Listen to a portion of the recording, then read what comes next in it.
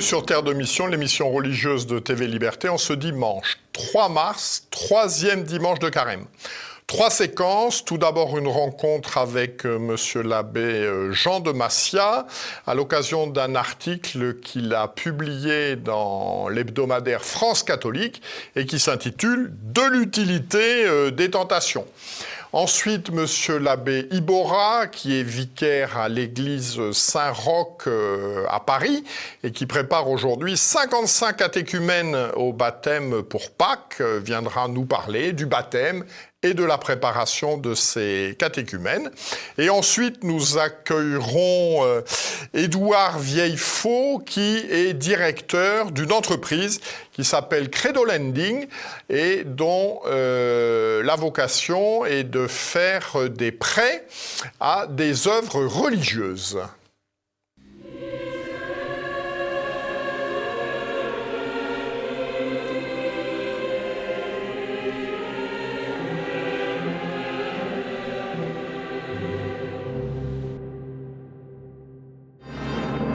Bonjour Monsieur l'abbé. Bonjour Jean-Pierre.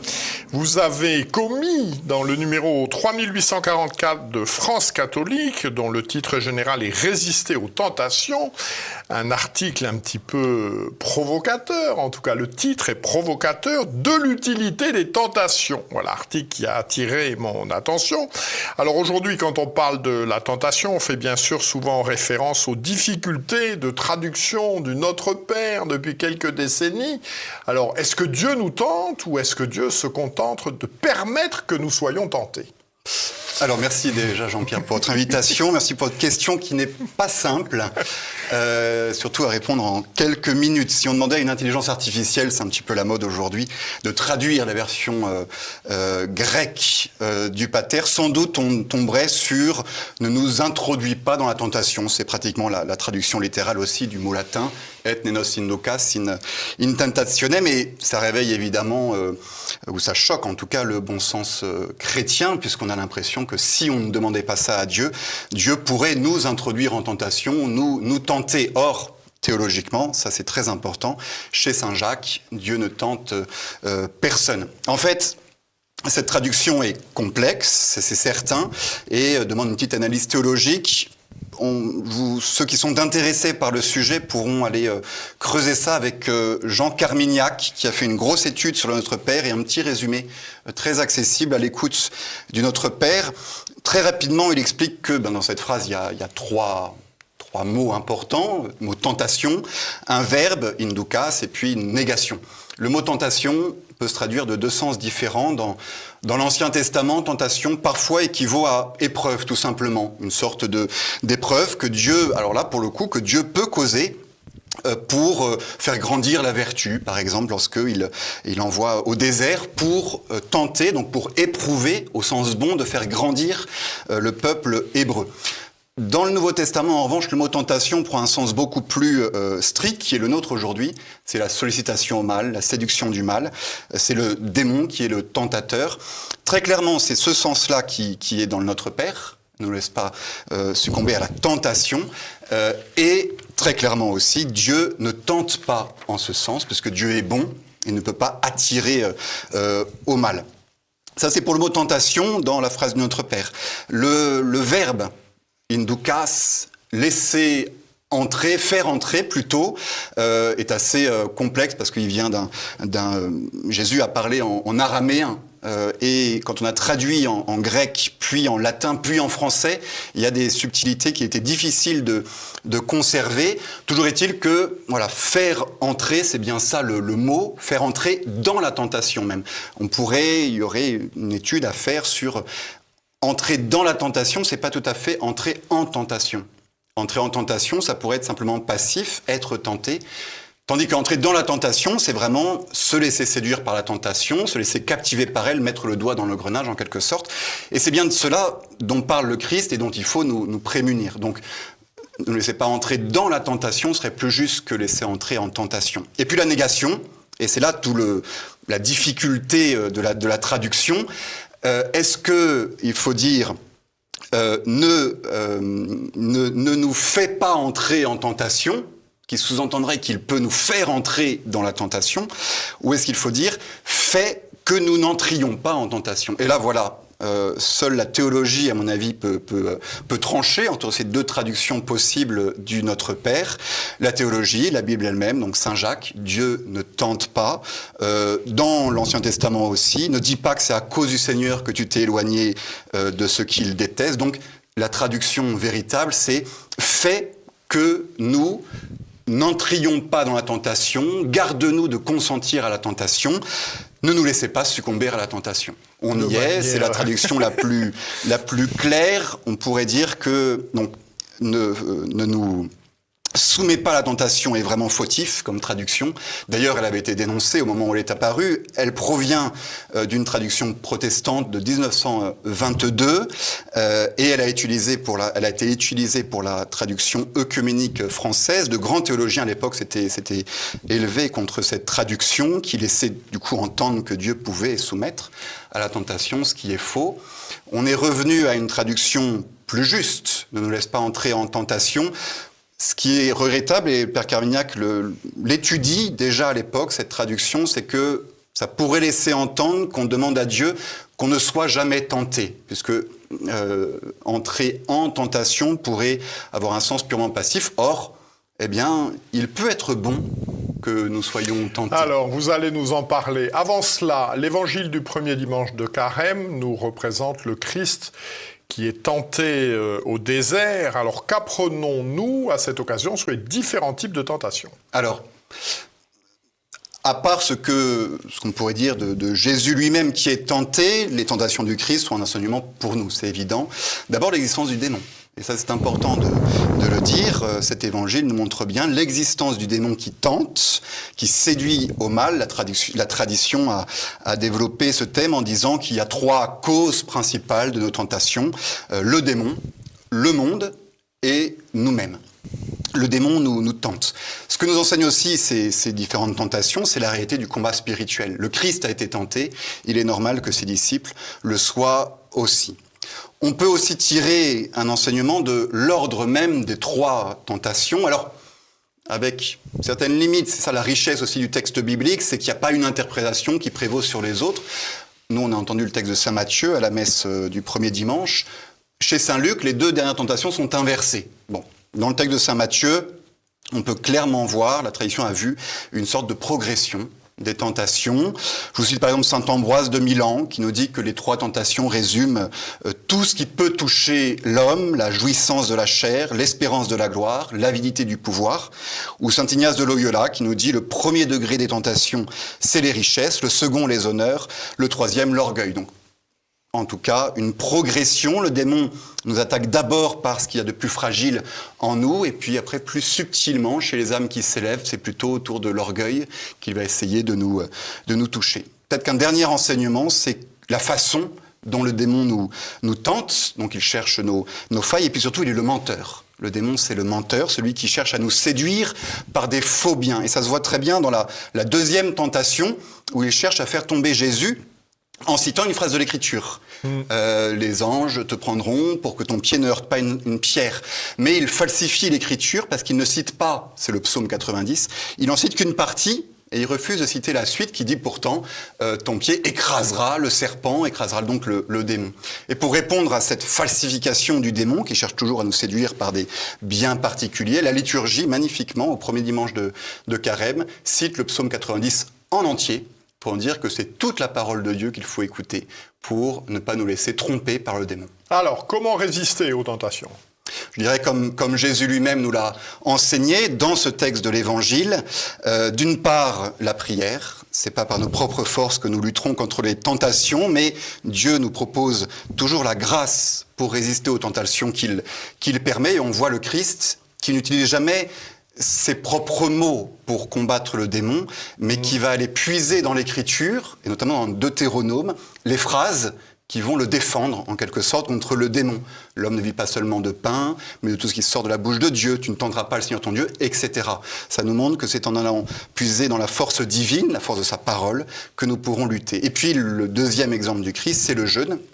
Bien sûr qu'il a préparé à ce combat spirituel, il savait qu'il allait avoir lieu, il va dans le désert pour être tenté, il jeûne et cela le prépare puisque le jeûne en disant non aux choses légitimes de la vie, nous aide pour nous à réparer nos péchés, mais surtout fortifie notre âme et nous rend capables de dire non aux tentations que le démon nous propose. Alors, c'était le sujet de votre article. Quelle utilité peuvent avoir les tentations ?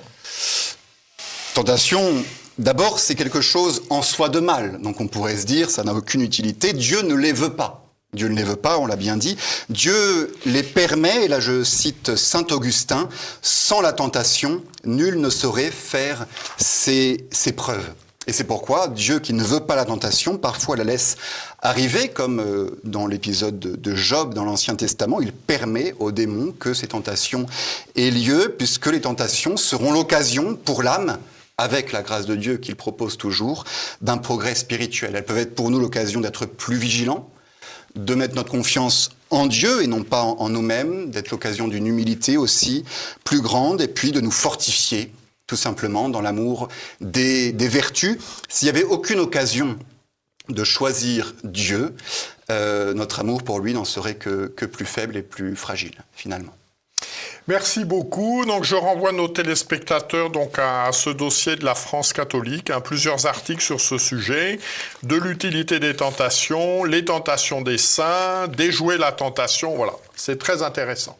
Je vous remercie, monsieur l'abbé. Merci beaucoup, Jean-Pierre.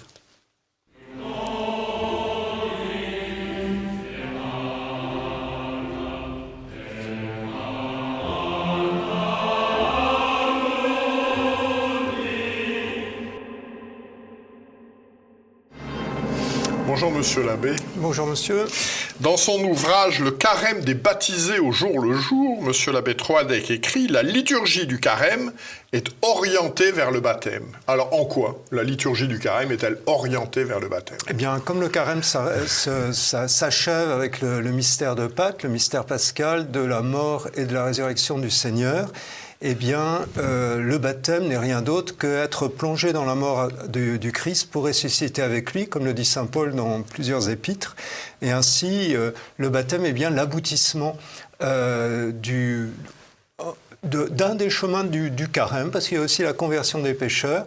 En tout cas, dans l'Antiquité chrétienne, c'était dans la vigile de Pâques, la nuit de Pâques, que l'évêque procédait au baptême des catéchumènes qui s'étaient préparés pendant quelques années, qui avaient été aussi, dont la progression avait été vérifiée par les scrutins qu'ils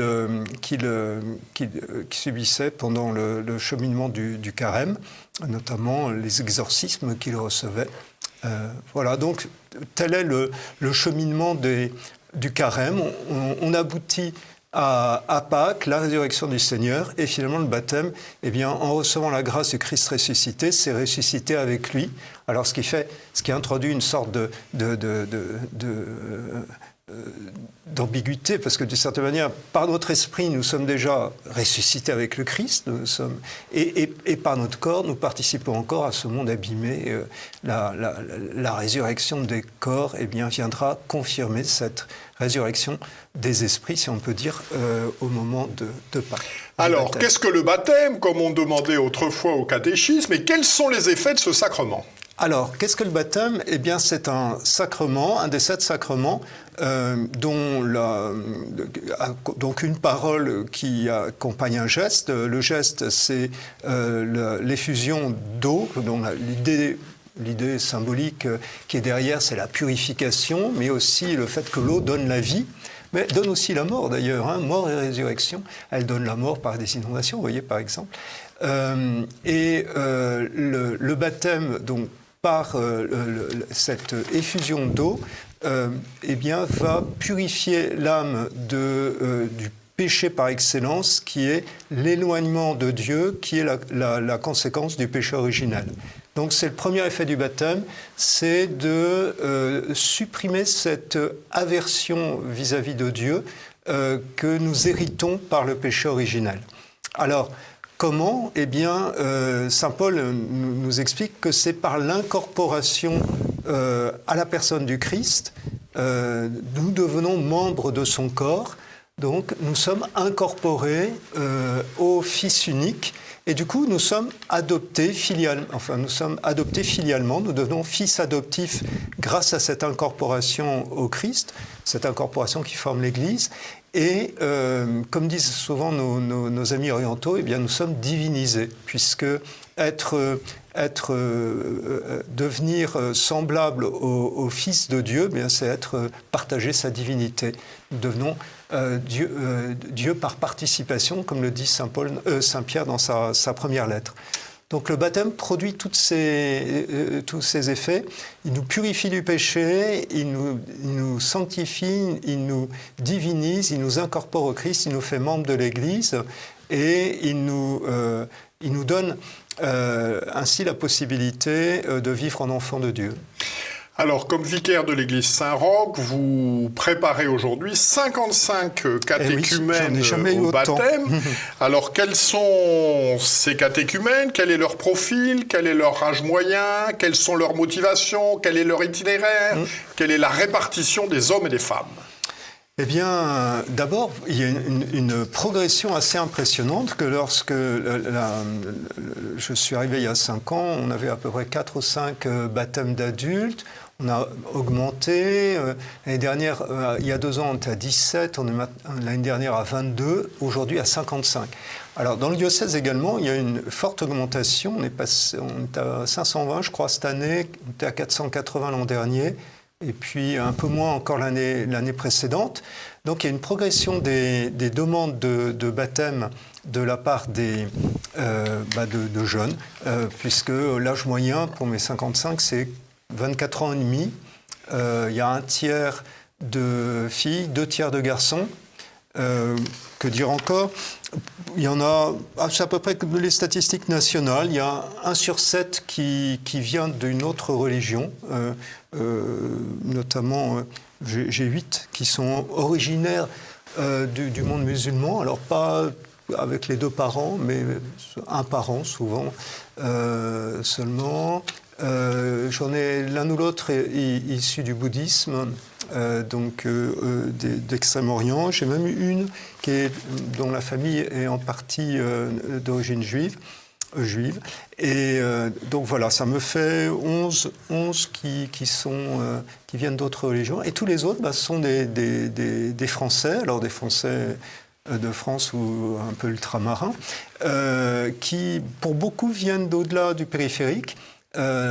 Et qui souvent ont découvert le christianisme, cette illumination, parce que le baptême aussi c'est une illumination, à travers... alors il faut dire qu'ils viennent souvent de familles un peu, séparées, des parents séparés, à peu près au moins la moitié, sinon les 2/3, et ils sont en quête de repères. De repères, ce qui fait que la grande majorité, 9 sur 10, ont opté pour la forme, ce qu'on appelait la forme extraordinaire.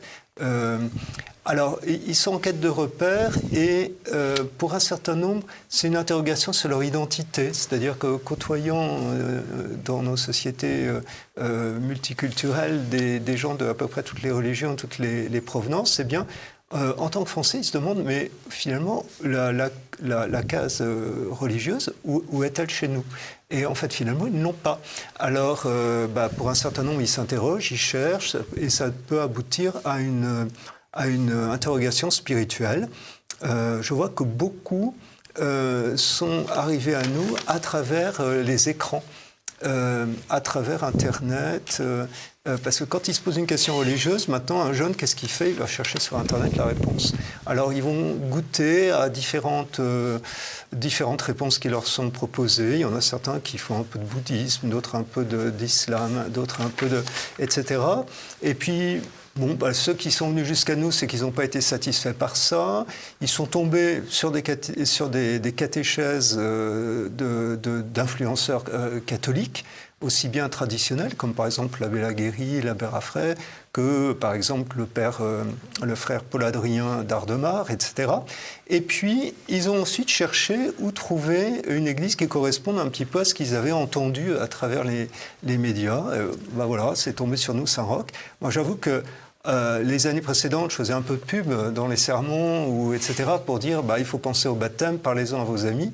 Et là, en fait, ils sont venus presque sans qu'on dise rien. Et puis, un amène ses copains, ce qui veut dire qu'à 20 ans, ce sont des questions dont ils discutent dans leurs écoles, etc. Et ils n'hésitent pas à s'adresser à d'autres, et puis les autres qui viennent. Alors, c'est très, très impressionnant de voir qu'on a... alors, il y a aussi la liturgie compte beaucoup. Hein. Comme ils sont en manque de repères dans une société liquide, dès qu'il y a quelque chose de clair, de net, eh bien, immédiatement, ça accroche. Donc, j'ai été impressionné de voir que la liturgie a eu beaucoup d'influence sur eux. Ils viennent et puis ils sont frappés par la liturgie traditionnelle. Et vous voyez, sur 55, j'en ai 51 qui m'ont fait la demande d'être baptisés dans la forme traditionnelle. Alors, comment se déroule cette préparation ? Alors, comme ce sont des jeunes qui sont en école, etc., ils sont extrêmement mobiles. Donc, j'ai condensé la formation en une année, vous voyez, même moins d'une année, puisque ça va de septembre jusqu'à Pâques. Mais du coup, en intensifiant, en la rendant plus dense, avec une réunion par semaine à peu près, et en leur proposant aussi une visite de l'église, alors non seulement des cours, mais aussi jalonné par les étapes liturgiques du baptême, notamment les exorcismes, et puis en leur proposant différentes choses, de participer à des activités de la paroisse, par exemple un repas du dimanche ou des choses de ce genre, le pèlerinage de Chartres, etc. Donc, alors ce sont des cours d'une heure et demie à peu près, où je balaye la doctrine chrétienne, parce que, évidemment, quand on demande le baptême, que demandez-vous à l'Église ? La foi. La foi, elle est une adhésion, mais une adhésion à un contenu. Le contenu, il faut l'enseigner. Et à travers, alors j'utilise le catéchisme, et puis différents supports pour leur faire connaître la foi chrétienne. Alors, comment aider ces jeunes, puisque la moyenne d'âge est à 24 ans, dans la persévérance après ? Alors ça, c'est une question qui est difficile parce que, comme je vous dis, ils sont très mobiles. Donc, il arrive très vite que l'année suivante ou 2 ans après, ils soient ailleurs. Alors, il faut leur donner des adresses et essayer de garder le contact pour éventuellement leur donner des endroits où ils puissent se rallier. Et puis, prier parce que il y a quand même une grande solitude. Hein. Certains arrivent difficilement à trouver un parrain ou une marraine. Ils se retrouvent complètement isolés dans un monde plutôt hostile. Et après, en fait, alors il y a aussi toute la conversion morale qui doit accompagner, je pourrais dire, l'exaltation de la réception de la grâce du baptême, parce que, vous savez, la grâce ne supprime pas la nature, et elle doit l'irriguer progressivement, la transformer. Ça prend du temps, et effectivement, il faut des tuteurs, oui, pour permettre à ces plantes néophytes, nouvelles plantes, de pousser droit. Et alors, j'essaie justement de mettre en place un petit groupe d'accompagnateurs. Au départ, je ne le faisais pas trop, parce que quand on avait 4, 5, 6 personnes, ça allait mieux. Mais là, donc, essayer de faire en sorte que ces jeunes puissent en côtoyer d'autres, qui sont souvent des baptisés d'il y a 1 an, 2 ans, 3 ans, qui sont tout volontaires pour accompagner ceux qui demandent le baptême actuellement. Et puis alors aussi les intégrer dans les activités de la paroisse, parce que plusieurs qui déjà servent la messe, d'autres qui chantent à la scola, qui font différentes activités. Merci beaucoup, Monsieur l'abbé, de ces bonnes nouvelles. Et puis, je ne doute pas que cela constituera des intentions de prière pour nos téléspectateurs, pour vos 55 catéchumènes. Oui. Merci, Monsieur l'abbé. Merci, Jean-Pierre.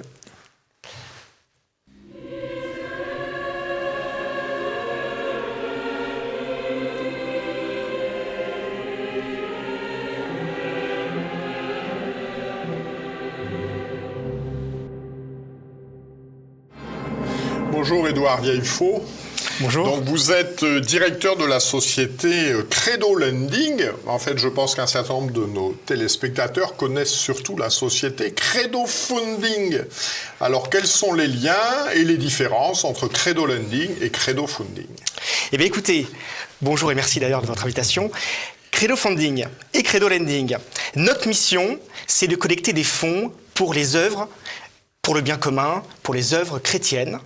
Collecter des fonds sous forme de dons, et là, nous avons affaire à Credo Funding, ou sous forme d'investissement, par le prêt ou par le capital. Et là, on a affaire à Credo Lending. Voilà la différence. C'est une différence, on va dire, de marketing, de marque, pour deux vocations, le don et l'investissement. Alors concrètement, comment est-ce que ça fonctionne? Alors concrètement, on a deux cerveaux, tous, tout à chacun. On a le cerveau donateur et le cerveau investisseur. Le cerveau donateur, acte de charité, acte d'amour, acte du cœur. Et puis le cerveau investisseur, qui est en réalité un acte de prudence pour son avenir, pour financer ses projets futurs. Et donc, nous avons tous vocation à aller sur Credo Funding et sur Credo Lending. D'une manière très concrète, eh bien, nous allons financer tous les projets qui sont dans le domaine de la solidarité par l'intermédiaire de Credo Funding, donc par le don. Et dès qu'il y a un modèle économique au projet qui œuvre pour le bien commun, eh bien là, on va pouvoir lui proposer une solution par l'investissement, par du financement et notamment par du prêt participatif, pour qu'on puisse mettre en relation ces porteurs de projets qui souhaitent chercher des financements et puis les investisseurs qui souhaitent donner du sens à leur épargne en direct à travers donc ces solutions d'investissement. Alors, ces prêts participatifs, on va rentrer un peu dans le détail. C'est des prêts sur quelle durée? C'est des prêts à quel taux? Comment sont calculés les taux? Comment est-ce qu'ils évoluent? Alors, nous intervenons déjà dans 5 thématiques. Des thématiques, comme on dit, à enjeu. Éducation, on accompagne énormément d'écoles, notamment des écoles qui prônent évidemment l'éducation intégrale, le beau, le bien, le vrai, qui structurent notre jeunesse. Nous intervenons sur la thématique écologie humaine intégrale, une thématique passionnante où évidemment l'homme est au milieu de cette nature, mais c'est bien l'homme qui est au centre. Nous accompagnons aussi des thématiques sur la fragilité humaine, beaucoup évidemment de sujets, notamment pour les problématiques de seniors, énorme demande. Et puis culture et patrimoine. Donc l'ensemble de ces 5 piliers qui forment une civilisation, eh bien nous les accompagnons. Et alors pour répondre précisément à votre question, nous avons des durées qui sont de 3 à 8 ans. Aujourd'hui, pourquoi cette date de 8 ans qui est un peu la date butoir? Vous savez, pour un investisseur, c'est un peu sa date long terme. Et donc c'est bien beau de proposer des financements, mais en face de ces financements, on a des investisseurs particuliers ou personnes morales. Et donc il faut qu'en face, en termes de caractéristiques financières, ça correspond à leurs attentes. Donc, durée 8 ans. Les taux, eh bien, on a des taux qui sont des taux bien communs, c'est-à-dire des taux en dessous du marché. Vous savez, le marché de la dette privée aujourd'hui, avec l'augmentation des taux, c'est des taux entre 8 à 15%. C'est des taux qui vraiment sont envolés. Nous, aujourd'hui, nous proposons des taux qui sont évidemment des taux beaucoup plus raisonnables, puisque l'idée, c'est vraiment d'avoir le juste prix, le juste coût pour le projet, et puis le juste prix, la juste rémunération pour l'investisseur. Et donc, on est entre 4 à 6% aujourd'hui en termes de taux sur nos projets, nos prêts de 3 à 8 ans. Y a-t-il un seuil minimal? Si je veux vous prêter 50 €, est-ce que ça vous intéresse? Non. Alors le minimum, pour l'investissement, c'est 500 €. Donc c'est quand même ouvert et assez démocratisé. Et c'est ça qui est intéressant. Et on a de plus en plus, et c'est très intéressant, on a de plus en plus la tranche d'âge des 25-35 qui rentrent dans le marché du travail, là, qui agissent. Avec justement ces montants qui sont assez faibles, qui leur permettent vraiment de mettre le pied à l'étrier sur cette finance, comme on dit, éthique, cette finance qui fait du bien. Alors, pouvez-vous nous donner des exemples d'opérations que vous avez déjà menées? Oui, alors on accompagne beaucoup de congrégations religieuses, on apprécie beaucoup de travailler avec les moines et les moniales françaises qui sont vraiment assez vertueux dans toutes leurs actions. On a accompagné l'abbaye de Boulor avec son projet extraordinaire de grange cistercienne. Donc c'est vraiment l'actualité d'aujourd'hui avec ces circuits courts, avec cette belle agriculture.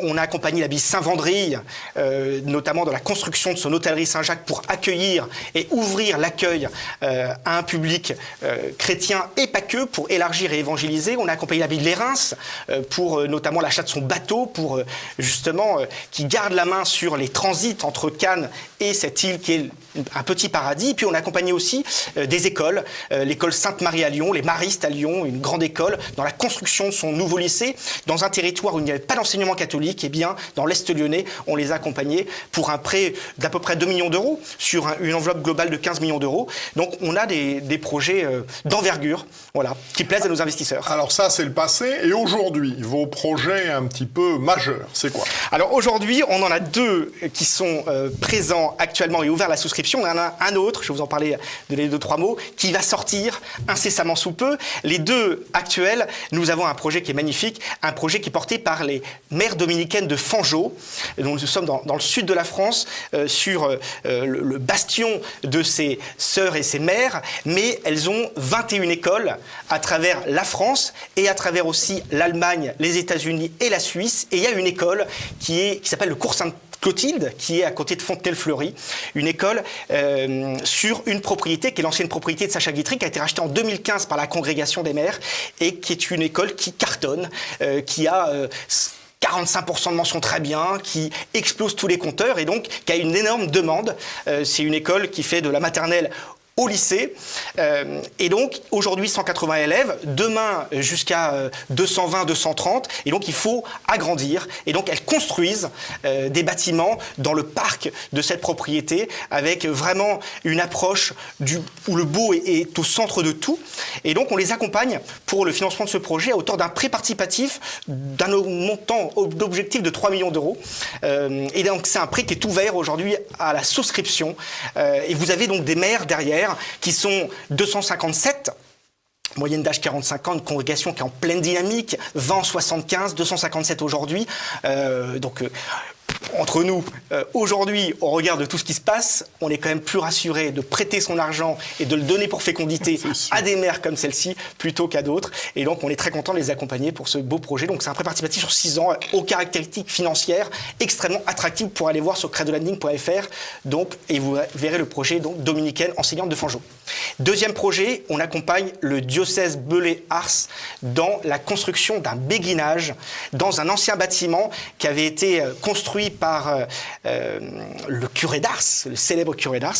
Et donc, c'est un béguinage pour des seniors, 17 logements pour les seniors qui pourront avoir la chance de vivre leur dernière tranche de vie à proximité, à quelques pas du sanctuaire d'Ars, qui est un lieu extraordinairement exceptionnel. Et donc, nous accompagnons le diocèse à travers une foncière partenaire du diocèse qui s'appelle Maison d'Alliance pour la construction de ce béguinage. Donc, un projet en capital cette fois-ci. Vous êtes actionnaire, le projet des maires, vous êtes prêteur, là vous êtes actionnaire. Et puis, un troisième projet qui va sortir. On accompagne une association et qui a créé une foncière qui s'appelle Oikos, qui a une vocation qui est majeure au regard de l'enjeu, qui est de préserver les biens d'église. Vous savez que dans les 10 ans qui viennent, vous avez 10 sites d'envergure spirituelle qui vont malheureusement être à la vente.